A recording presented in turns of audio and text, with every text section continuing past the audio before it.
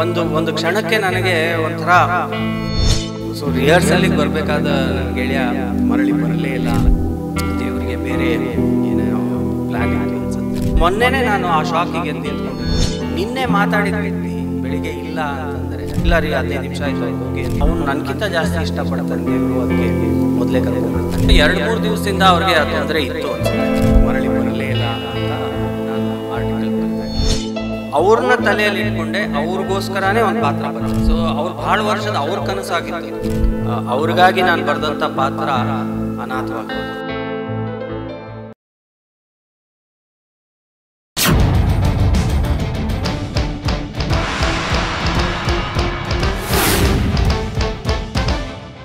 ನಮಸ್ಕಾರ, ನಾನು ಹರೀಶ್ ನಾಗರಾಜು. ಅವರು ಬದುಕಿದ್ದಿದ್ರೆ ಮುಂದಿನ ಹಲವಾರು ಕನಸಿನ ಯೋಜನೆಗಳು ಸಾಕಾರಗೊಳ್ತಾ ಇತ್ತು. ಅವರು ಬದುಕಿದ್ರೆ ಅಕ್ಟೋಬರ್ 18ನೇ ತಾರೀಕು ಅವ್ರಿಗೋಸ್ಕರನೇ ಪರಿಕಲ್ಪಿಸಿ ಒಂದು ನಿರ್ಮಾಣ ಮಾಡ್ತಿದ್ದಂಥ ಆ ಸಂಗೀತದ ನಾಟಕ ಅನಾವರಣಗೊಳ್ತಾ ಇತ್ತು. ಆತ್ಮೀಯ ಗೆಳೆಯ ಬೂವಾ ನನ್ನ ಜೊತೆಗಿಲ್ಲ ಅನ್ನುವ ಅವರ ಸಾಲುಗಳಿತ್ತಲ್ಲ, ಅದು ನಿಜವಾಗ್ಲೂ ಮನ ಮುಟ್ಟಿತು. ಗೆಳೆಯನ ಬಗ್ಗೆ ಮಾತಾಡೋದಕ್ಕೆ ನಮ್ಮ ಜೊತೆ ನಾಡಿನ ಹೆಸರಾಂತ ಪ್ರಸಿದ್ಧ ಕೊಳಲು ವಾದಕರಿದ್ದಾರೆ, ಸ್ವರ ಸಂಯೋಜಕರಿದ್ದಾರೆ. ಆ ಗೆಳೆಯ ಯಾರು ಅಂದರೆ ಇಡೀ ಕಲಾಲೋಕಕ್ಕೆ ದೊಡ್ಡ ಆಘಾತ ಆಗಿದ್ದು ಮೊನ್ನೆ ಅಷ್ಟೇ ಅವ್ರಿಗೆ ಹೃದಯಾಘಾತ ಆಯಿತು ಅನ್ನೋ ಸುದ್ದಿ ಕೇಳಿದಾಗ. ಅವರ ಹೆಸರು ಯಶವಂತ್ ಸರ್ ದೇಶಪಾಂಡೆ. ಅವರ ಆತ್ಮೀಯ ಗೆಳೆತನವನ್ನು ನೆನಪಿಸ್ಕೊಳ್ಳೋದಕ್ಕೆ ಮತ್ತು ಏನಾಯಿತು ಎಲ್ಲದ್ರ ಬಗ್ಗೆ ಮಾತಾಡೋದಕ್ಕೆ ನಮ್ಮ ಜೊತೆ ಇದ್ದಾರೆ ಪಂಡಿತ್ ಡಾಕ್ಟರ್ ಪ್ರವೀಣ್ ಗೋಡ್ಖಿಂಡಿ ಅವರು. ಪ್ರವೀಣ್ ಸರ್ ನಮಸ್ಕಾರ. ನಿಮ್ಮ ಆ ಸಾಲುಗಳು ನಿಜವಾಗ್ಲೂ ಮನಸ್ಸಿಗೊಂಥರ ಕಸಿವಿಸಿ ಅಯ್ಯೋ ಏನಾಯ್ತೋ ಏನೋ ಹಿಂಗಾಗೋಯ್ತಲ್ಲ ಅಂತ ಅನಿಸಿರುತ್ತೆ ನಮ್ಮೆಲ್ಲರಿಗೂ ಕೂಡ. ಸೊ ನಿಮ್ಮ ಬೂವ ಒಡನಾಟ ಅಂತೂ ಹಲವಾರು ವರ್ಷದ್ದು. ಅದು ಬೆಂಗಳೂರು ಅಷ್ಟೇ ಅಲ್ಲ, ಉತ್ತರ ಕರ್ನಾಟಕದ ಮಂದಿ ಯಾವಾಗಲೂ ಅದು ಸೆಳೆತದಲ್ಲಿ ಇದ್ದೇ ಇರ್ತಾರೆ. ಹೇಗಿತ್ತು ಸರ್? ಯಶವಂತ್ ನನಗೆ ಭಾಳ ಹತ್ತಿರವಾಗಿದ್ದು 1998ರಿಂದ. ಇನ್ಫ್ಯಾಕ್ಟ್ ನಾನು ಅಮೇರಿಕಾ ಟೂರ್ಗೆ ಹೋದಾಗ ಯಶವಂತ್ ಸರ್ ದೇಶಪಾಂಡೆ ಅವರು ಅವರ ಆಲ್ ದಿ ಬೆಸ್ಟ್ ತಂಡದ ಜೊತೆಗೆ ಅವರು ಅಲ್ಲಿ ಕಾರ್ಯಕ್ರಮ ನೀಡೋದಕ್ಕೆ ಬಂದಿದ್ದರು. ಸೊ ಅಲ್ಲಿ ನಮ್ಮ ಇಬ್ಬರ ಪರಿಚಯ, ಆಮೇಲೆ 1-2 ತಿಂಗಳು ನಾವು ಒಟ್ಟಿಗೆ ಇದ್ದದ್ರಿಂದ ನಮ್ಮ ಗೆಳೆತನ ಭಾಳ ಗಟ್ಟಿ ಆಗ್ತಾ ಹೋಯ್ತು. ಅಲ್ಲಿಂದ ವಾಪಸ್ ಇಂಡಿಯಾಗೆ ಬಂದ ಮೇಲೆ ಹಲವಾರು ಬಾರಿ ಅವ್ರು ಅವಾಗಿನ ಖಜುರಾವ್ ಅಲ್ಲಿ ಕೆಲಸ ಮಾಡ್ತಾಯಿದ್ರು, ಹೌದು, ಕಲ್ಚರ್ ಡಿಪಾರ್ಟ್ಮೆಂಟಲ್ಲಿ. ಸೊ ಖಜುರಾವ್ಗೆ ನಾನು ಭೇಟಿ ನೀಡಿದ್ದೆ 1999ರಲ್ಲಿ. ಅಲ್ಲಿ ಕಾರ್ಯಕ್ರಮ ನೀಡಿದಾಗ ಅಲ್ಲಿ ಮತ್ತೆ ನಮ್ಮ ಪರಿಚಯ ಇನ್ನೂ ಜಾಸ್ತಿ ಆಗಿ ನಮ್ಮ ಫ್ರೆಂಡ್ಶಿಪ್ಪು ಕೊನೆಗೆ ಅದು ಒಂದು ಫ್ಯಾಮಿಲಿ ರಿಲೇಷನ್ಶಿಪ್ ಆಗಿ ಹೋಯಿತು. ಸಾರಿಕಾ ನನ್ನ ವೈಫು ಅವರ ನಾಟಕ ತಂಡದಲ್ಲಿ 10 ವರ್ಷ ಕೆಲಸ ಮಾಡಿದ್ಲು. ಸೊ ಹೀಗಾಗಿ ಅದು ಅಲ್ಲಿಂದ ಶುರು ಆದ ನಮ್ಮ ಗೆಳೆತನ ಅಮೇರಿಕಾದಲ್ಲಿ ಶುರು ಆಗಿದ್ದು. ಆಲ್ದೋ ಅವ್ರ ಬಗ್ಗೆ ನಮ್ಮ ಫ್ಯಾಮಿಲಿ ಬಗ್ಗೆ ಅವ್ರಿಗೆ ಗೊತ್ತಿತ್ತು, ಬಿಕಾಸ್ ನಾನು ಧಾರವಾಡದವನು, ಅವ್ರು ಹುಬ್ಳಿಯವರು. ಹಾಗಾಗಿ ಯಶವಂತ್ ಸರ್ ದೇಶಪಾಂಡೆ ನಾಟಕಕಾರರು ಅಂತ ಎಲ್ಲರಿಗೂ ಗೊತ್ತಿತ್ತು. ಆದರೆ ಅಷ್ಟು ಭಾಳ ಹತ್ತಿರವಾಗಿ ನಾವು ಆಮೇಲೆ ಆ ಸಂಬಂಧ ಬೆಳೀತಾ ಹೋಯ್ತು. ಮಾಲತಿ ಸರ್ ದೇಶಪಾಂಡೆ ಅವರು ಕೂಡ ಮೊದಲಿಂದನೂ ಪರಿಚಯ. ಸೊ ಹಾಗಾಗಿ it was more of a family relationship. ಮೊನ್ನೆವರೆಗೂ ನಾವು ಒಂದು ಕೌಟುಂಬಿಕ ಸದಸ್ಯರ ಹಾಗೇ ಇದ್ದಿದ್ದು. ಯಾಕೆಂದರೆ ಎಲ್ಲ ರೀತಿಯಲ್ಲಿ ಅವರ ನಾಟಕ ಇರೋ ಕಾರ್ಯಕ್ರಮದಲ್ಲಿ ನನ್ನ ಸಂಗೀತ ಕಾರ್ಯಕ್ರಮ ಇರೋದು, ಬರೀ ದೇಶದಲ್ಲಿ ಮಾತ್ರ, ವಿದೇಶದಲ್ಲಿ ಕೂಡ, ಕತಾರ್ನಲ್ಲಿ, ಅಮೇರಿಕಾದಲ್ಲಿ, ಹಾಂಗ್ಕಾಂಗ್, ಈ ಥರ ಬೇರೆ ಬೇರೆ ಕನ್ನಡ ಸಂಘದ ಕಾರ್ಯಕ್ರಮಗಳಲ್ಲಿ ನಾವಿಬ್ಬರೂ ಭಾಗವಹಿಸ್ತಾ ಇದ್ವಿ. ಎಷ್ಟೊಂದು ಅವರ ರಾಶಿಚಕ್ರದ ಶೋಗೆ ನಾನು ಲೈಟಿಂಗ್ಸ್ ಮಾಡಿದ್ದೀನಿ. ನನ್ನ ಕಾರ್ಯಕ್ರಮಕ್ಕೆ ಅವರು ಸೌಂಡ್ ಸಿಸ್ಟಮ್ ಹತ್ರ ನಿಂತು ಸಹಕಾರ ನೀಡೋರು, ಈ ಥರ. So but and I was always a fan of his comedy timing and skill. So ಅವರು ಆಲ್ ದಿ ಬೆಸ್ಟ್ ನಾಟಕದಲ್ಲಿ ನಾನು ಬುವಾ ನನಗೊಂದು ಪಾತ್ರ ಕೊಡ್ರಿ, ಅದರೊಳಗೆ ನಾನು ನಿಮ್ಮ ಜೊತೆ ನಾಟಕ ಮಾಡ್ಬೇಕಂತ ಆಶಾ ಅಂತ ನನಗಿತ್ತು. ಬಟ್ ಅದು ಹಲವಾರು ವರ್ಷಗಳಿಂದ ಪೋಸ್ಟ್ಪೋನ್ ಆಗ್ತಾ ಹೋಯಿತು. ಕೊನೆಗೆ ಈ 1-2 ತಿಂಗಳ ಹಿಂದೆ ನನಗೆ ಅದು ಯಾಕೆ ಅನ್ನಿಸ್ತೋ ಗೊತ್ತಿಲ್ಲ, ಒಂದು ನಾಟಕ ಬರೆದು ಬಿಡೋಣ ಅಂತ. ಅಂದರೆ ನಾನು ಕೋವಿಡಲ್ಲಿ ಕಾದಂಬರಿ ಒಂದು ಬರೆದೆ, ಅದಾದಮೇಲೆ ನಾಟಕ ಬರೆಯೋಣ ಅಂತ, ಒಂದು ಸಂಗೀತ ಮತ್ತು ಹಾಸ್ಯ.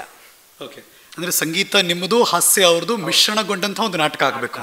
ಓಕೆ, ಅವ್ರನ್ನ ತಲೆಯಲ್ಲಿ ಇಟ್ಕೊಂಡೆ ಅವ್ರಿಗೋಸ್ಕರನೇ ಒಂದು ಪಾತ್ರ ಬರೆದೆ. ಇದು ಯಶವಂತ್ ಸರ್ ದೇಶಪಾಂಡೆ ಅವರೇ ಸ್ಟೇಜ್ ಮೇಲೆ ಇರ್ತಾರೆ ಅಂತ ಪಾತ್ರ ಅದು? ನಾನು ಗುರುವಿನಾಗಿ, ಅವರು ಶಿಷ್ಯನಾಗಿ, ಒಂದು ಇಬ್ಬರೇ ಇರುವಂಥ ಒಂದು ನಾಟಕ ಅದು. ಸೊ ಅವ್ರು ಭಾಳ ವರ್ಷದ ಅವ್ರ ಕನಸಾಗಿತ್ತದು. ಸಂಗೀತ ಹಾಸ್ಯ ಹೆಂಗಾರು ಒಟ್ಟಿಗೆ ತರಬೇಕು ಸ್ಟೇಜ್ ಮೇಲೆ. ನಾನು ಸಂಗೀತ ಹಾಸ್ಯದ ಜೊತೆ ಸೇರ್ಸಕ್ಕೆ ಹೋದರೆ ಹಾಸ್ಯಾಸ್ಪದ ಆಗುತ್ತೆ, ಅದು ಆಗಬಾರ್ದು. ಬಟ್ ಬೇರೆ ಒಂದು ರೀತಿಯಲ್ಲಿ ಮಾಡಬೇಕು ಅಂತ ಒಂದು 15-20 ವರ್ಷದಿಂದ ನಾವು ಮಾತಾಡ್ತಾನೇ ಇದ್ವಿ. ಕೊನೆಗೆ ಅದು ನಾನೊಂದು ಬರೆದಿದ್ದೀನಿ ಬುವಾ ಬರ್ರಿ ಅಂತ ಇದೇ ಜಾಗದಲ್ಲಿ ಅವ್ರನ್ನ ಕರೆದು ರೀಡಿಂಗ್ ಕೊಟ್ಟೆ. ಇದೇ ಜಾಗ ನಿಮ್ಮ ಇದೇ ಜಾಗದಲ್ಲಿ ಕೂತಿದ್ದ? ಇದೇ ಜಾಗದಲ್ಲಿ ನಾವು ಫಸ್ಟ್ ರೀಡಿಂಗ್ ಮಾಡಿದ್ದು. ಅದನ್ನು ಕೇಳಿದ ತಕ್ಷಣ ಅವರು ಇಡೀ ನಾಟಕ ನಾನು ರೀಡಿಂಗ್ ಆದ ತಕ್ಷಣ ಅವರು ಹೇಳಿದ್ದು ಒಂದೇ ಮಾತು, ಡೇಟ್ ಯಾವಾಗ ಹೇಳಿ ಮಾಡಿಬಿಡೋಣ ಇದು ಅಂತ. ನನಗಿಲ್ಲ ರೀ, ನಾನು ಸುಮ್ಮನೆ ಬರ್ದಿದ್ದೀನಿ, ಇದು ಓಕೆ ನಾ ಮಾಡಿದೆ. ಖಂಡಿತವಾಗಿ ಮಾಡ್ಬೋದು, ಇದು ಭಾಳ ಚಲೋ ಬರ್ದಿ ನೀನು, ಇಷ್ಟು ವರ್ಷದಾಗ ನೀ ಇಷ್ಟು ಚಲೋ ಬರೋಗಾರ ನಂಗೆ ಗೊತ್ತೇ ಇರಲಿಲ್ಲ, ಮಸ್ತ್ ಬರ್ದಿ ನಾಟಕ, ಪರ್ಫೆಕ್ಟ್ ಅದ ಸ್ಟೇಜ್ಗೆ. ಆ್ಯಂಡ್ ನಿಮ್ಗೆ ಅಂದರೆ ಸೆನ್ಸಿಬಿಲಿಟೀಸು ಅದ ನಿನಗೆ ನಾಟಕದ್ದು, ಎಕ್ಸಿಟು, ಎಂಟ್ರಿ, ಆಮೇಲೆ ಪಾತ್ರ ಹೆಂಗಿರಬೇಕು, ಡೈಲಾಗ್ಸು ಎಲ್ಲನೂ ಸಂಭಾಷಣೆ ಸಹಿತ ನಾವು ಧಾರವಾಡ ಕನ್ನಡದಾಗ ಇಟ್ಕೊಂಡಿದ್ವಿ. So he was very happy. Immediately ಅವರು ಹಠ ಹಿಡಿದು ಒಂದು ರೀತಿಯಿಂದ ಇದು ಮಾಡಲೇಬೇಕು ಅಂತ ಹೇಳಿ ನಾವು 17-18 ಅಕ್ಟೋಬರ್ ಅಶ್ವಥ್ ಕಲಾ ಭವನ ಬುಕ್ ಮಾಡಿದ್ವಿ. ನಾನು ಹೇಳಿದೆ, ಬುವಾ ನಂಗೆ ಸ್ವಲ್ಪ ಟೈಮ್ ಕೊಡ್ರಿ, ಬಿಕಾಸ್ ನಿಮಗೆ ಮಾಮೂಲಿ ಇದು, ನಾನು ಫಸ್ಟ್ ಟೈಮ್ ಆ್ಯಕ್ಟ್ ಮಾಡಬೇಕು, ನಾನು ಈಗ US ಟೂರ್ ಎಲ್ಲ ಇದೆ, ನಾನು ಮುಗಿಸ್ಕೊಂಡು ಬರ್ತೀನಿ, ನಮ್ಮ ಸೀಸನ್ ಶುರು ಆಗುತ್ತೆ ಡಿಸೆಂಬರಲ್ಲಿ, ಅದೆಲ್ಲ ಆಗಿಬಿಡ್ಲಿ ಮುಂದಿನ ವರ್ಷ ಮಾಡೋಣ. ಹಂಗೆಲ್ಲ ಆಗಲ್ಲ, ಅಕ್ಟೋಬರಲ್ಲಿ ಮುಗಿಸಿ ನೀನು ಆಮೇಲೆ ಹೋಗಿ ಎಲ್ಲಿ ಬೇಕಾದ್ರೂ ಒಂದು ಶೋ ಅಂತೂ ಮಾಡಲೇಬೇಕು ಅಂಥೇಳಿ. ಮತ್ತು ಆಮೇಲೆ ಅದ್ರ ಬಗ್ಗೆ ನಾವು ಸೀರಿಯಸ್ ಆಗಿ ನಾನು ಡೇಟ್ಸ್ ಎಲ್ಲ ಬ್ಲಾಕ್ ಮಾಡಿಕೊಂಡು ಸುಮಾರು ಒಂದು 20 ದಿವಸ ನಾವು ರಿಹರ್ಸಲ್ ಮಾಡಿದ್ವಿ. ಓಕೆ, ಇಲ್ಲೇ ಮಾಡಿದ್ದು ಅದು? ಹೊರಗಡೆ ಒಂದು ಜಾಗದಲ್ಲಿ 20 ದಿವಸ. ಅವ್ರು ಯಾವಾಗ ಫ್ರೀ ಇರ್ತಾರೆ, ನಾನು ಯಾವಾಗ ಫ್ರೀ ಇರ್ತೀನಿ, ಅವಾಗ 4 ಗಂಟೆ 5 ಗಂಟೆ ಹಿಂಗೆ ಟೈಮ್ ಇಟ್ಕೊಂಡು ಮಾತಾಡಿಕೊಂಡು ಸಂಭಾಷಣೆ. ಕೊನೆಗೆ ಬ್ಲಾಕಿಂಗ್ವರೆಗೂ ಬಂದಿತ್ತು. ನಿಂತ್ಕೊಂಡು ಬ್ಲಾಕ್ ಮಾಡಿ ನಾನು ಇಲ್ಲಿಂದ ಅಷ್ಟು ಎಲ್ಲ ಫೈನಲ್ ಆಗಿತ್ತು. ಅದಾದಮೇಲೆ ಅವರು ಧಾರವಾಡಕ್ಕೆ ಹೋದರು. ಹೋಗಿ ವಾಪಸ್ ನಾನು ಬರ್ತೀನಿ, ಹಿಂದಿನ ದಿವಸ ನಂಗೆ ಫೋನ್ ಮಾಡಿದ್ರು, ಇವತ್ತು ರಾತ್ರಿ ಹೊರಡ್ತಾ ಇದ್ದೀನಿ ಬಸ್ಸಲ್ಲಿ, ನಾಳೆ ಬೆಳಿಗ್ಗೆ ಬರ್ತೀನಿ, ಬಂದ ತಕ್ಷಣ ನಿಮ್ಮ ಮನೆಗೆ ಬರ್ತೀನಿ ರಿಹರ್ಸಲ್ಲಿಗೆ, ಒಂದು ವೀಡಿಯೋ ಕ್ಯಾಮ್ರಾ ಮತ್ತು ಒಬ್ಬರು ಫೋಟೋಗ್ರಾಫರ್ ಬೇಕಾದ್ರೆ ಅರೇಂಜ್ ಮಾಡಿಬಿಡು, ನಮಗೆ ಪ್ರಮೋಷನಲ್ ಮಟೀರಿಯಲ್ಗೂ ನಾವು ವೀಡಿಯೋ ಮಾಡಿಬಿಡೋಣ ಅಂತ. ಸರಿ, ನಾನು ಬೆಳಿಗ್ಗೆ ಯೂಶ್ವಲಿ ಅವರು ಧಾರವಾಡದಿಂದ ಬೆಂಗಳೂರಿಗೆ ಬಂದ ತಕ್ಷಣ ಒಂದು ಮೆಸೇಜ್ ಹಾಕೋರು, ಗುಡ್ ಮಾರ್ನಿಂಗ್ ಅಂತ. ಸೊ ನಾನು ಮೆಸೇಜ್ ಹಾಕಿದೆ, ಎಲ್ಲಿದ್ದೀರಾ, ಎಷ್ಟೊತ್ತಿಗೆ ಬರ್ತೀರಾ ಅಂತ. ಅದಕ್ಕೆ ಉತ್ತರ ಬರಲಿಲ್ಲ. ಸರಿ, ಸುಮಾರು 11 ಗಂಟೆ ಅಷ್ಟೊತ್ತಿಗೆ ಕೇಳಿಬಿಡೋಣ ಅಂದ್ಬಿಟ್ಟು ಫೋನ್ ಮಾಡಿದ್ರೆ, ಅಲ್ಲಿ ಅವ್ರ ಜೊತೆ ಇದ್ದವ್ರು ಯಾರೋ ಆ ಫೋನ್ ಎತ್ಕೊಂಡು ಸ್ವಲ್ಪ ತಡ ಮಾಡಿದ್ರಿ ನೀವು, ನಿಮ್ಮ ಗೆಳೆಯ ಇಲ್ಲ ಈಗ ಹೊರಟೋದ್ರು ಅಂತ. ಸೊ ರಿಹರ್ಸಲ್ಲಿಗೆ ಬರಬೇಕಾದ ನನ್ನ ಗೆಳೆಯ ಮರಳಿ ಬರಲೇ ಇಲ್ಲ ಅಂತ ನಾನು ಆರ್ಟಿಕಲ್ ಬರೆದೆ. ಒಂದು ಭಾಳ ದೊಡ್ಡ ಆಘಾತ ಅದು. ಅಂದರೆ ನಿಜ ಹೇಳಬೇಕು ಅಂದರೆ ಈ ನಾಟಕದ ಬಗ್ಗೆ ನನಗೆ ಎಷ್ಟಿತ್ತು, ನನಗಿಂತ ಒಂದು 2ರಷ್ಟು ಅವ್ರಿಗೆ ಇಂಟ್ರೆಸ್ಟ್ ಇತ್ತು, ಇದು ಮಾಡಲೇಬೇಕು. ಆಮೇಲೆ ಎಷ್ಟೊಂದು ವಿಷಯಗಳನ್ನ ಹೇಳಿಕೊಟ್ರು. ನಾನು ನಿನ್ನೆನೂ ಯಾರಿಗೂ ಹೇಳ್ತಾ ಇದ್ದೆ, 1 ತಿಂಗಳಲ್ಲಿ ನನಗೆ ಒಂದು ನಾಟಕದ ಒಂದು ಕ್ರ್ಯಾಶ್ ಕೋರ್ಸ್ ಮಾಡಿದ್ರು ನಿರ್ದೇಶನದ ಬಗ್ಗೆ. ಅಂದರೆ ಅದು ನಟನೆ, ರಚನೆ, ನಿರ್ದೇಶನ ನಂದೇ ಅಂತ ಹಾಕಿದ್ರು ಅವರು, ಹಠ ಮಾಡಿ ಹಾಕ್ಸಿದ್ರು. ನಾನು ಹೇಳಿದೆ, ಅಲ್ಲ ರೀ, ನನ್ನ ನಿರ್ದೇಶನ ಏನು, ನಾನು ಬರೆದಿದ್ದೀನಿ, ನಾನು ಅಷ್ಟೊಂದು ಐಡಿಯಾ ಇಲ್ಲ, ಬರೀ ನನ್ನ ಕಲ್ಪನೆ ಅಷ್ಟೇ ಅಂತ. ನಿನ್ನ ಕಲ್ಪನೆಯೇ ಕರೆಕ್ಟಾಗಿದೆ, ಅದು ಇನ್ನೇನು ಇದಕ್ಕಿಂತ ಜಾಸ್ತಿ ಏನು ನಿರ್ದೇಶನ ಮಾಡೋಕ್ಕಿರಲ್ಲ ಅದರಲ್ಲಿ, ನೀನು ಪರ್ಫೆಕ್ಟಾಗಿ ಮಾಡಿದ್ಯಾ ಅಂತ ಹುರಿದುಂಬಿಸಿ. ಹಾಗೂ ನಾನು ಒಂದು 2 ಸತಿ ಡೌಟಲ್ಲಿದ್ದೆ, ಬ್ಯಾಟ್ರಿ ಬುವಾ ಯಾಕೆ ಸುಮ್ಮನೆ ಹೆಸರು ಕೆಟ್ಟೋದ್ರೆ ಏನು ಮಾಡ್ತೀರಿ ಅಂತ. ನೀ ಫಸ್ಟ್ ಕ್ಲಾಸ್ ಮಾಡ್ಲಿಗತ್ತಿ, ನಿನ್ನ ಪ್ರಶ್ನೆನೇ ಇಲ್ಲ, ಆ ಗುರುವಿನ ಪಾತ್ರ ನೀ ಏನು ಮಾಡ್ಲಿಗತ್ತಿ ಎಲ್ಲ ಭಾಳ ಇದು, ಆಮೇಲೆ ನಿನ್ನ ಕಾಮಿಕ್ ಟೈಮಿಂಗು ಮಸ್ತ್ ಅದ, ನೀ ಮಾಡೇ ಬಿಡೋಣ ಇದನ್ನಂತೆಲ್ಲ ಭಾಳ ಆಸೆ ತೋರಿಸಿ ನನಗೆ ಟ್ರೈನ್ ಮಾಡಿ ಅಷ್ಟು ಕಾನ್ಫಿಡೆನ್ಸ್ ಕೊಟ್ಟು, ಇಷ್ಟು ಫಸ್ಟ್ ಟೈಮ್ ಅಂತ ಯಾರಿಗೂ ಅನಿಸಲ್ಲ, ನೀನು ಆ್ಯಕ್ಟಿಂಗ್ ಆಗಲಿ ಬರವಣಿಗೆ ಆಗಲಿ ಎಲ್ಲವೂ ಇಟ್ಸ್ ಹೈ ಕ್ವಾಲಿಟಿ ಇದೆ. ಸೊ ಅದನ್ನು ಬಿಡೋದು ಬೇಡ, ನಾವು ಮಾಡೋಣ ಅಂತ ತುಂಬ ನನಗೂ ಆಸೆ ಇತ್ತು, ಅವ್ರಿಗೂ ಆಸೆ ಇತ್ತು. ನಮ್ಮ ಮನೆ ಮಂದಿ ಎಲ್ಲರೂ ಕಾಯ್ತಾಯಿದ್ರು. ಅದೇ ರೀತಿ ಇಡೀ ಈ ನಾಟಕ ಆ ನಾಟಕದವರು ಯಾರ್ಯಾರು ಪಾತ್ರದವರು ಇದ್ದರು, ಬೇರೆಯವರು ನಮ್ಮ ಫ್ರೆಂಡ್ಸ್ ಎಲ್ಲ, ಅವರು ಸಂಗೀತಗಾರರು ಎಲ್ಲರೂ ಕುತೂಹಲದಿಂದ ಕಾಯ್ತಾಯಿದ್ರು. ಸಂಗೀತ ಮತ್ತು ಹಾಸ್ಯ ಅಂದರೆ ಹೇಗಿರೋದು, ಏನು ಮಾಡಿರ್ಬೋದು ಅಂತ. ಬಟ್ ದೇವರಿಗೆ ಬೇರೆ ಏನೇನೋ ಪ್ಲ್ಯಾನ್ ಇತ್ತು ಅನಿಸುತ್ತೆ. ಅದು ಆ ಕನಸು, ಅದಕ್ಕೆ ನಾನು ಅದರಲ್ಲಿ ಆ ಆರ್ಟಿಕಲಲ್ಲಿ ಒಂದು ಮಾತು ಬರೆದಿದ್ದೆ, ಅವ್ರಿಗಾಗಿ ನಾನು ಬರೆದಂಥ ಪಾತ್ರ ಅನಾಥವಾಗೋಯ್ತು ಅಂತ. ಸೊ ಅಂದರೆ ನಿಜವಾಗ್ಲೂ ಒಂದು ಕ್ರಿಯೇಟಿವ್ ಮೈಂಡಿಂದ ನಾವು ಯೋಚನೆ ಮಾಡಿದಾಗ ಯಾರಿಗೋ ಒಬ್ಬರಿಗೆ ಅಂತ ನಾನು ಫಿಕ್ಸ್ ಆಗಿರ್ತೀವಿ, ಅಲ್ಲಿಂದ ಹೊರಗೆ ಬರಲಿಕ್ಕೆ ಸ್ವಲ್ಪ ಕಷ್ಟ ಆಗುತ್ತೆ. ಏನು ದಡ್ಡೆ, ಬೆಳಗ್ಗೆ ಬುವಾ ಬರಬೇಕಾಗಿತ್ತು ಅಥವಾ ಒಂದು ಮೆಸೇಜ್ ಬರಬೇಕಾಗಿತ್ತು, ಮೆಸೇಜ್ ರಿಪ್ಲೈ ಬಂದಿಲ್ಲ, ಒಂದು ಕಾಲ್, ಕ್ಯಾಶುವಲ್ ಕಾಲ್ ಇರುತ್ತದು, ಬುವಾ ಎಲ್ಲಿ ಅಂತ ಕೇಳಿರ್ತೀರ. ಈ ಜಗತ್ತಲ್ಲಿ ಲೋಕದಲ್ಲಿ ಇಲ್ಲ ಅಂದಾಗ what was that spur of the ಮೊಮೆಂಟಲ್ಲಿ ತಲೆಯಲ್ಲಿ ಏನು ಬಂತು ಸರ್? ಯೂಶ್ವಲಿ ನಾನು ಕಾಲ್ಸ್ ಯಾರದೇ ಬಂದ್ರೂ ಯಾವ ರೀತಿಯೇ ಇದ್ರೂ ಅಪರೂಪಕ್ಕೆ ನಾನು ಎದ್ದೇಳೋದು. ಕೂತ ಜಾಗದಲ್ಲೇ ಕೂತಿರ್ತೀನಿ, ಸ್ವಲ್ಪ ಸ್ಟಿಫ್ ಆಗ್ಬೋದು, ಭಾಳ ಹಿರಿಯರು ಯಾರಾದರೂ ಕಾಲ್ ಮಾಡಿದ್ರೆ ಏನೋ ಆ ಥರ. ನಾನು ಎದ್ದು ನಿಂತು ಮಾತಾಡ್ತಾ ಇದ್ದದ್ದು SP ಬಾಲಸುಬ್ರಹ್ಮಣ್ಯಂ ಒಬ್ಬರಿಗೆ ಕಾಲಲ್ಲಿ. ಅವ್ರು ಫೋನ್ ಮಾಡಿದ್ರೆ ಎದ್ದು ನಿಂತ್ಕೊ, ಅದು ಯಾಕೆ ಅಂತ ಗೊತ್ತಿಲ್ಲ, ಎದ್ದು ನಿಂತ್ಕೊಂಡ್ಬಿಡ್ತಾ ಇದ್ದೆ. ಅದಾದಮೇಲೆ ಮೊನ್ನೆನೇ ನಾನು ಆ ಶಾಕಿಗೆ ಎದ್ದು ನಿಂತ್ಕೊಂಡಿದ್ದು. I couldn't believe. ಅವ್ರು ಹೇಳೋ ಇಲ್ಲ ರೀ 15 ನಿಮಿಷ ಆಯ್ತು ಅವ್ರು ಹೋಗಿ ಅಂತ ಅವ್ರು ಹೇಳಿದ್ರೆ, ಅಷ್ಟರಲ್ಲೇ ನನಗೆ ಯಾರೋ ಒಬ್ಬರು ಫಾರ್ವರ್ಡ್ ಮಾಡಿದ್ರು ಆ ಕಾಲ್ ನಡೀತಿರ್ಬೇಕಾದ್ರೇ. ಸೊ ಮತ್ತೆ ಕೇಳಿದೆ ನಾನು, ನಿಜಾನಾ? ಹೌದು ರೀ, ನಾವು ಇಲ್ಲಿ ಫೋರ್ಟಿಸ್ ಹಾಸ್ಪಿಟ್ಲಲ್ಲಿ ಇದ್ದೀವಿ, ಬನ್ನೇರ್ಘಟ್ಟ ರೋಡು ಅಂದ ತಕ್ಷಣ ನಂಗೆ ಹೆಂಗೆ ಶಾಕ್ ಆಗೋಯ್ತು ಅಂದರೆ, ಏನಿದು ಇಷ್ಟೊಂದು ನಿನ್ನೆ ಮಾತಾಡಿದ ವ್ಯಕ್ತಿ ಬಸ್ಸಲ್ಲಿ ಕೂತಿದ್ದೀನಿ, ನಾನು ಹೊರಡ್ತಾ ಇದ್ದೀನಿ ಅಂತ ಹೇಳಿದವರು ಇವತ್ತು ಬೆಳಿಗ್ಗೆ ಇಲ್ಲ ಅಂತಂದರೆ ಒಂದು ಕ್ಷಣಕ್ಕೆ ನನಗೆ ಒಂಥರ ದಿಗ್ಭ್ರಮೆ ಆಗೋಯ್ತು.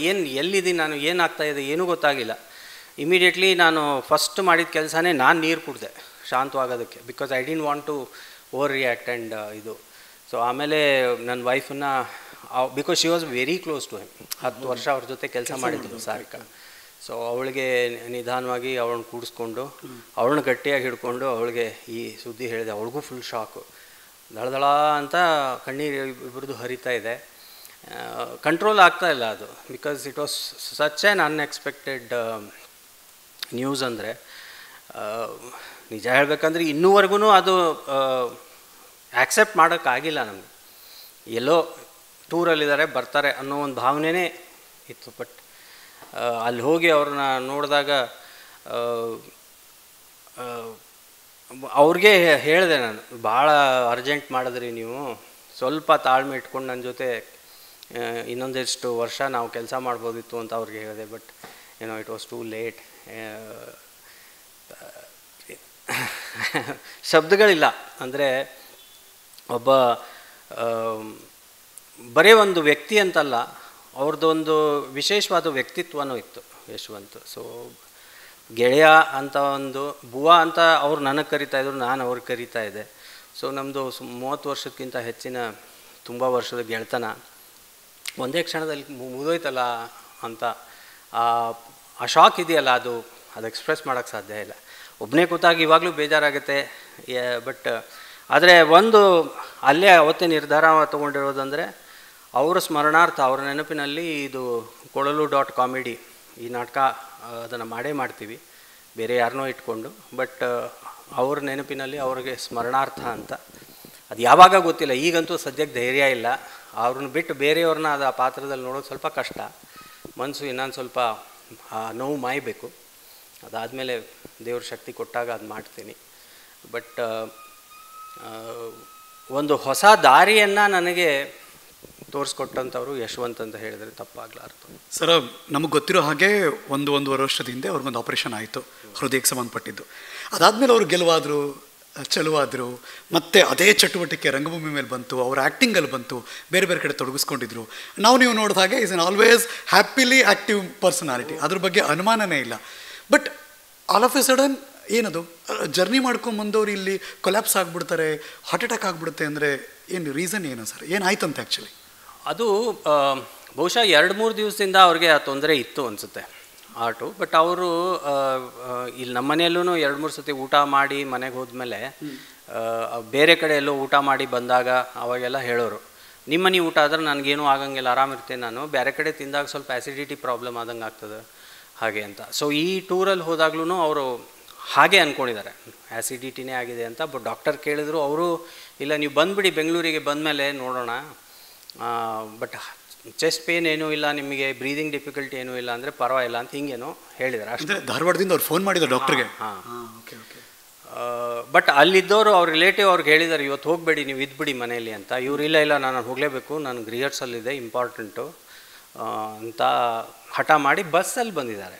ರಾತ್ರಿ ಪೂರ್ತಿ ಜರ್ನಿ ಅದು. ಸೊ ಜರ್ನಿಯಲ್ಲೂ ಅವ್ರಿಗೂ ಕಷ್ಟ ಆಗಿದೆ.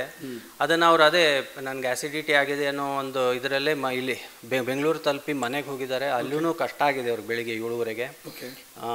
ಆಮೇಲೆ ಅವ್ರ ಫ್ರೆಂಡು ಅವರು ಮಾಲ್ತಿಯವರೆಲ್ಲ ಸೇರಿ ಅವ್ರನ್ನ ಫೋರ್ಟಿಸ್, ಯಾಕೆಂದರೆ ಅಲ್ಲೇ ಅವ್ರ ಚೆಕಪ್ ಎಲ್ಲ ನಡೆದಿದ್ದು, ಆಪ್ರೇಷನ್ ನಡೆದಿದ್ದು, ಅಲ್ಲಿಗೆ ಕರ್ಕೊಂಡು ಹೋಗಿದ್ದಾರೆ. ಅಲ್ಲಿ ಹೋಗೋಷ್ಟೊತ್ತಿಗೆ ಇನ್ನೂ ಅದು ಸಿಚುವೇಶನ್ ವರ್ಸ್ ಆಗ್ತಾ ಹೋಗಿದೆ. ಆಮೇಲೆ ಡೈರೆಕ್ಟ್ ಎಮರ್ಜೆನ್ಸಿಗೆ ಹೋಗಿದ್ದರೆ ಬೇರೆ ಆಗ್ತಿತ್ತೇನೋ, ಅವರು ಒ ಪಿ ಡಿಗೆ ಹೋಗಿದ್ದಾರೆ. ಸೊ ಅಲ್ಲಿ ಒಂದು ಸ್ವಲ್ಪ ಟೈಮ್ ಹೋಗಿದೆ, ಹೀಗಾಗಿ ಉಳಿಸ್ಕೊಳ್ಳೋಕ್ಕಾಗಿಲ್ಲ.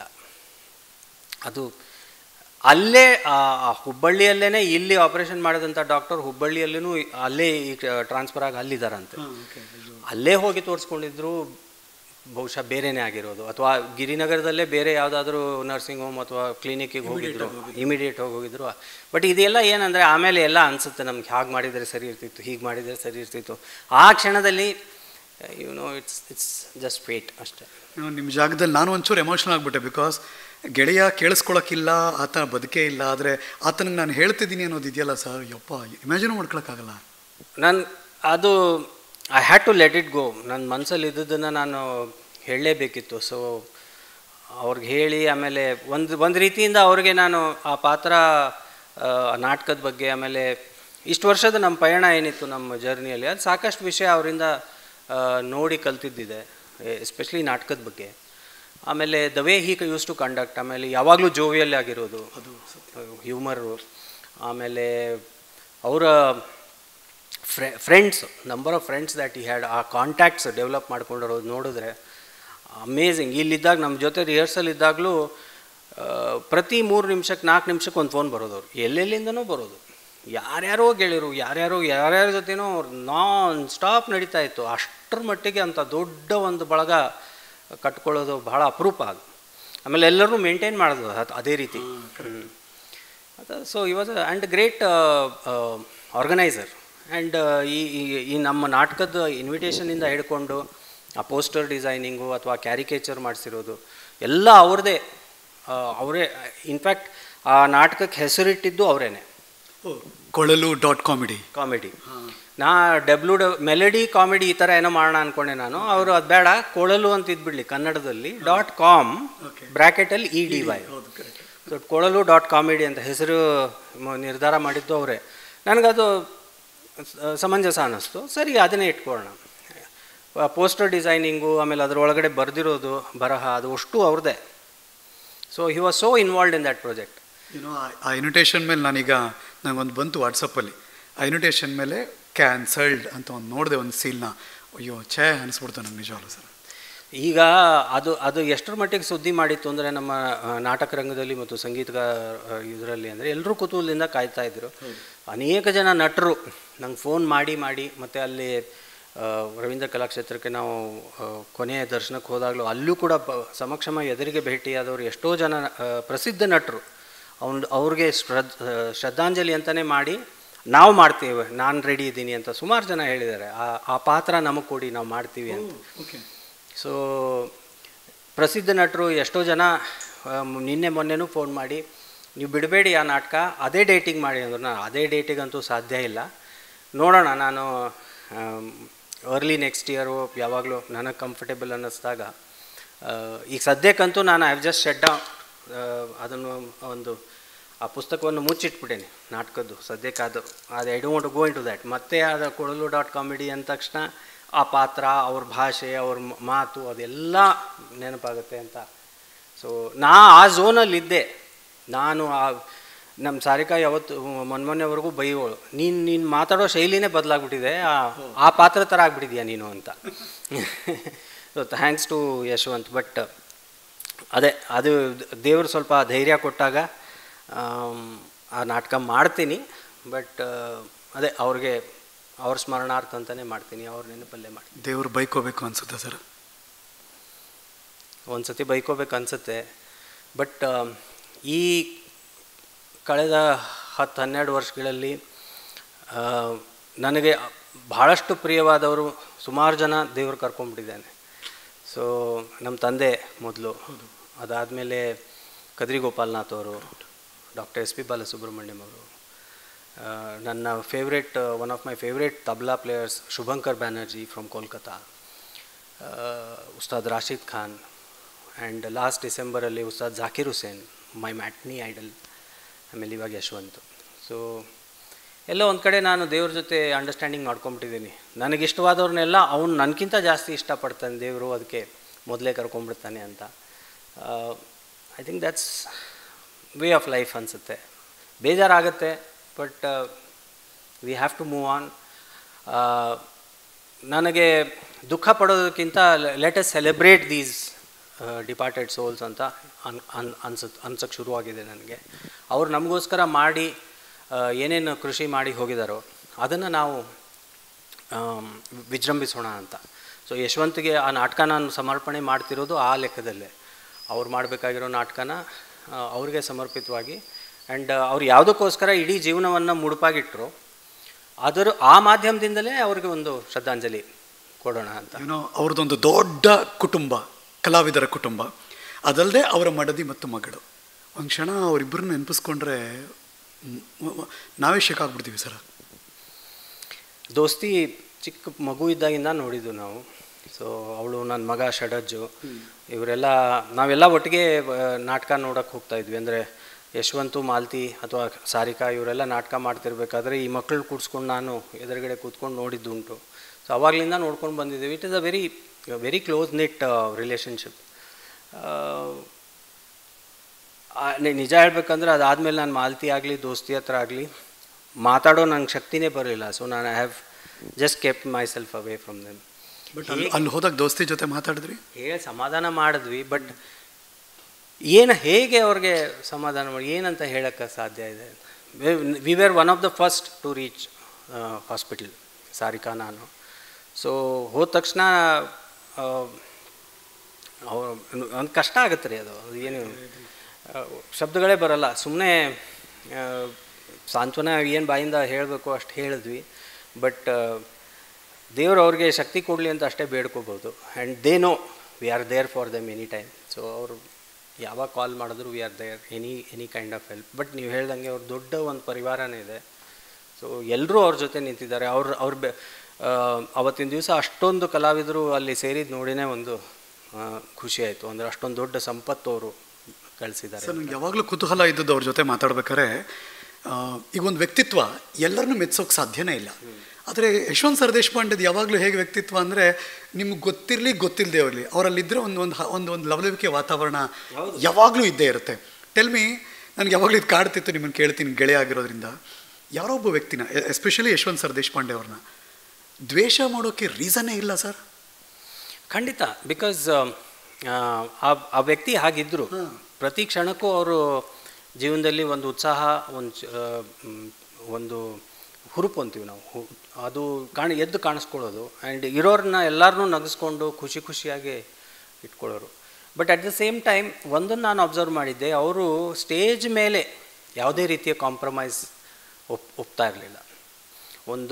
ಆ ನಾಟಕದಲ್ಲಿ ಇರುವಂಥ ಪಾತ್ರ, ಅದಕ್ಕೆ 100% ನ್ಯಾಯ ಸಲ್ಲಿಸಬೇಕು ಅಂತ ಅವ್ರ ಜೊತೆ ಇರೋರು ಎಲ್ಲರೂ ಅದನ್ನು ಮಾಡಲೇಬೇಕು ಅನ್ನೋರ್ದು ಒಂದು ಉತ್ಕಟವಾದ ಒಂದು ಆಸೆ ಇರೋದು. ಸೊ ಅದಕ್ಕೋಸ್ಕರ ಅವ್ರು ಹಲವಾರು ಬಾರಿ ಮೂಡ್ ಆಫ್ ಮಾಡ್ಕೊಂಡಿರೋದು, ಸಿಟ್ಟಿಗೆ ಬೇಜಾರು ಮಾಡ್ಕೊಂಡಿರೋದು, ಕೋಪ ಮಾಡ್ಕೊಂಡಿರೋದು, ಇದೆಲ್ಲ ನೋಡಿದ್ದೀವಿ. ಅದೇ ರೀತಿ ಬೇರೆ ವಿಷಯಗಳಲ್ಲೂ ವ್ಯಾವಹಾರಿಕವಾಗಿ ಯಾರೋ ಒಂದು ಕೆಲಸ ಒಪ್ಪಿಸ್ತಾರೆ, ಮಾಡಿಕೊಡಿ ಅಂತ ಹೇಳ್ತಾರೆ, ಮಾಡಿದ್ಮೇಲೆ ಅದಕ್ಕೆ ಸ್ಪಂದಿಸೋದಿಲ್ಲ ಅಥವಾ ಆ ಥರ ಮಾಡಿದಾಗಲೂ ತುಂಬ ಕೋಪ ಮಾಡ್ಕೊಂಡು. ಬಿಕಾಸ್ ಕಲೆಗೆ ಸಂಬಂಧಪಟ್ಟ ಹಾಗೆ ಹಿ ವಾಸ್ ವೆರಿ ಶ್ರೂಡ್. ನಾನು ನನ್ನ ಕಲೆಯನ್ನು ನಿಮಗೋಸ್ಕರ ಇಷ್ಟು ಇದನ್ನು ಮಾಡ್ತೀನಿ, ಅದೇ ಭಾಳ ಪ್ರೀತಿಯಿಂದ ನಮ್ಮ ಮನೆಗೆ ಬನ್ನಿರಿ, ಒಂದು ರಾಶಿ ಚಕ್ರ ಶೋ ಮಾಡಿರಿ ಅಂದರೆ ಸಂತೋಷದಿಂದ ಬಂದು ಮಾಡೋರು. ಬಟ್ ನೀವು ಒಂದು ಪ್ರೊಫೆಷ್ನಲ್ ಆಗಿ ಒಂದು ಕಲಾವಿದನ್ನು ಹೇಗೆ ಟ್ರೀಟ್ ಮಾಡಬೇಕು, ಅದು ಎಷ್ಟೊಂದು ಜನಕ್ಕೆ ಪಾಠನೂ ಮಾಡಿಕೊಟ್ಟಿದ್ದಾರೆ, ಪಾಠ ಹೇಳ್ಕೊಟ್ಟಂಗೆ ಅವರು.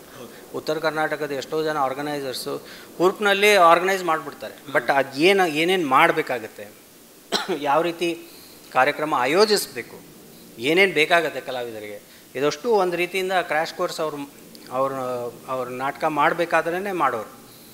ಈ ಥರ ಸನ್ಮಾನ ಮಾಡಬೇಕು, ಈ ರೀತಿ ನೀವು ವ್ಯವಸ್ಥೆ ಮಾಡಬೇಕು, ಇಷ್ಟೊಂದು ರೂಮ್ಸ್ ಇರಬೇಕು, ಈ ಥರ ಊಟದ ವ್ಯವಸ್ಥೆ ಇರಬೇಕು, ಎಲ್ಲನೂ.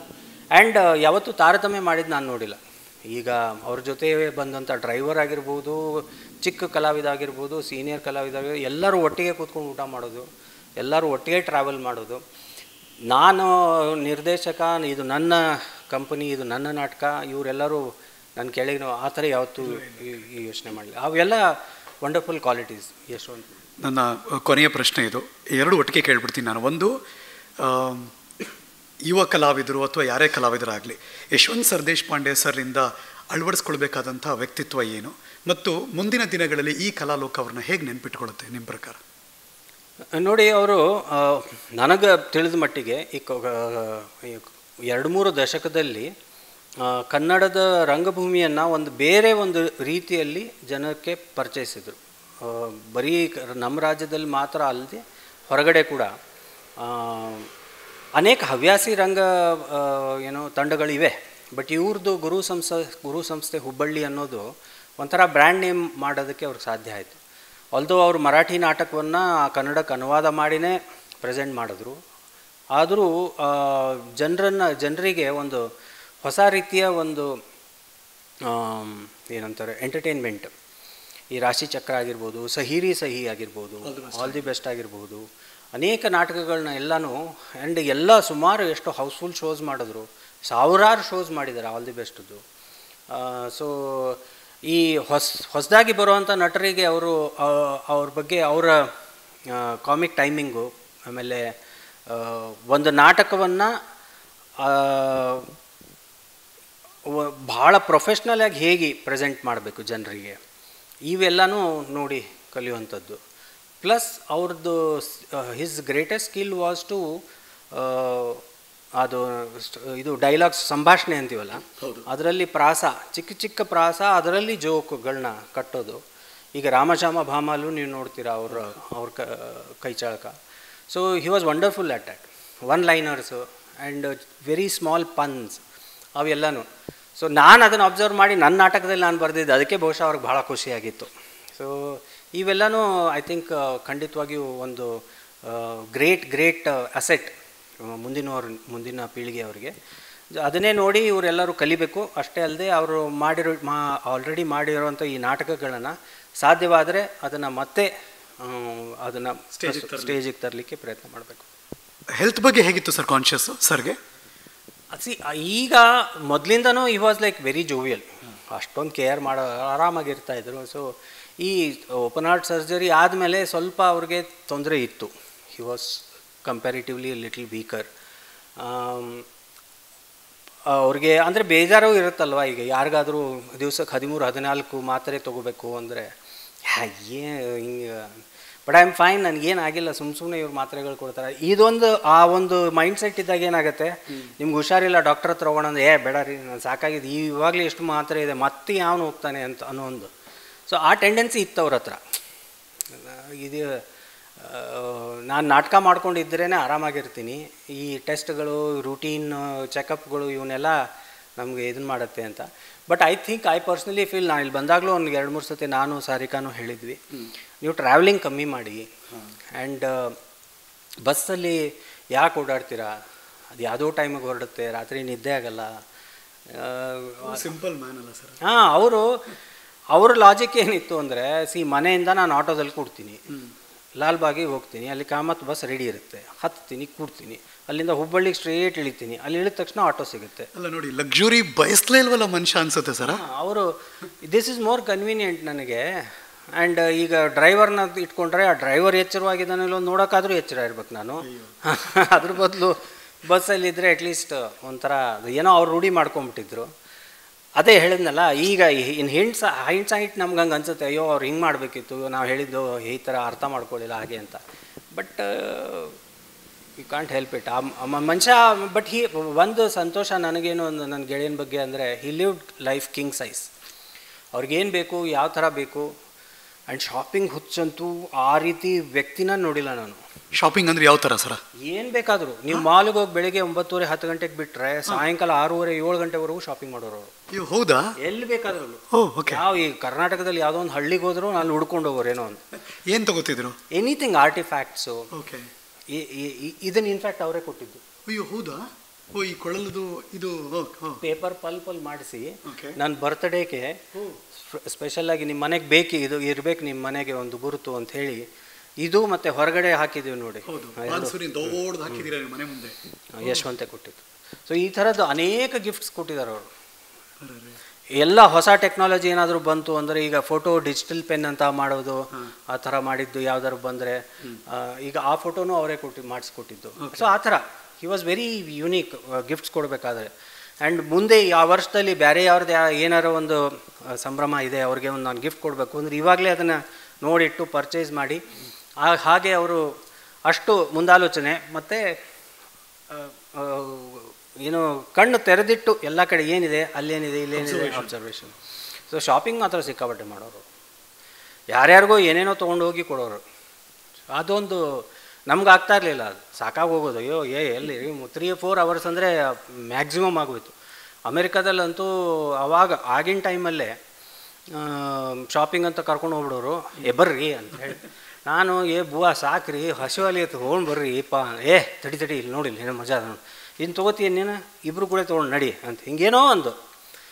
ಆಮೇಲೆ ಅಲ್ಲಿ ಯೂಸ್ ಮಾಡಿ ಮತ್ತೆ 30 ದಿನಗಳಲ್ಲಿ ವಾಪಸ್ ಕೊಡೋದೆಲ್ಲ ಸ್ಕೀಮ್ ಇರುತ್ತೆ. ಸೊ ಆ ಥರ ಎಲ್ಲ ಅವನ್ನೆಲ್ಲ ನೋಡೋರು. ಸೊ ಯಾವುದಾದ್ರೂ ಕ್ಯಾಮ್ರಾ ತೊಗೊಂಡ್ರೆ ಅಂತ ತೊಗೊಂಡು ಶೂಟ್ ಮಾಡಿ ಆಮೇಲೆ ವಾಪಸ್ ಕೊಟ್ಟು ಬೇರೆ ಹೊಸ ತೊಗೊಂಡು ಬರೋದು. ಊಟ ತಿಂಡಿ ಎಲ್ಲ ಹೇಗಿತ್ತು sir? He was very simple, ತುಂಬ ಏನು ಅವ್ರಿಗೆ ಎಕ್ಸ್ಪೆಕ್ಟೇಷನ್ ಇರ್ತಾ ಇರಲಿಲ್ಲ. ಕೊನೆಗಂತೂ ಅವರು ಅನ್ನ ಸಾರು ಇದ್ದರೆ ಸಾಕು ನನಗೆ, ಬೇರೆ ಏನೂ ಬೇಡ ಅನ್ನೋರು. ನಿಮ್ಮ ಮನೆಗೆ ಬಂದಾಗ ಸಾರಿಕಾ ಮೇಡಮ್ ಇದು ಮಾಡಿಕೊಡು ಅಂತ ಮಾಡಿಸ್ಕೊಂಡು ತಿಂತೀನಿ. ಅದೆಲ್ಲ ಅವ್ರದ್ದು ಕೆಲವು ಫೇವ್ರೇಟು ಇರೋದು, ಅವನ್ನೆಲ್ಲ ಮಾಡಿಸ್ಕೊಂಡು ತಿನ್ನೋರು. ಇನ್ಫ್ಯಾಕ್ಟ್ ಅವ್ರು ಧಾರವಾಡಕ್ಕೆ ಹೋಗೋಕ್ಕೆ ಮುಂಚೆ ನಮ್ಮ ಮನೇಲಿ ಒಂದು ಸತಿ ಒಂದು ಷಡಜ ಏನೋ ಪನ್ನೀರ್ ಏನೋ ಮಾಡಿಸಿದ್ದ. ಅದು ಸ್ವಲ್ಪ ಗಟ್ಟಿ ಇತ್ತು.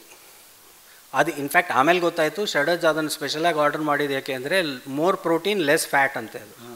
ಸೊ ನಾರ್ಮಲ್ ಪನ್ನೀರ್ ಥರ ಇರಲ್ಲ, ಅದು ಸ್ವಲ್ಪ ಗಟ್ಟಿ ಇರುತ್ತೆ. ಅದೇನೋ ಅದನ್ನು ತರಿಸಿದ್ದ. ಅದನ್ನು ಯಶವಂತ್ ತಿಂದ್ಬಿಟ್ಟು ಇವ್ರು ಯಾಕೆ ಇಂಥ ಪನ್ನೀರ್ ತಿಂತಾಯಿದ್ದಾರೆ ಷಡಜು ಅಂತ ಹೇಳ್ಬಿಟ್ಟು ಆರ್ಡರ್ ಮಾಡಿ ಒಂದು ಮನೆಗೆ ತರಿಸ್ಕೊಂಡು ಧಾರವಾಡದಿಂದ ಫೋನ್ ಮಾಡಿದ್ರು, ನೀವು ನಾ ಕಲೆಕ್ಟ್ ಮಾಡಿಲ್ಲ, ನಮ್ಮ ಮನೇಲಿದೆ ತೊಗೊಂಡೋಗ್ರಿ ತೊಗೊಂಡೋಗ್ರಿ ಅಂತ. ಅದನ್ನು ಪೋರ್ಟರ್ ಮಾಡಿಸಿ ತರಿಸಿದ್ವಿ ಆ ಪನ್ನೀರು.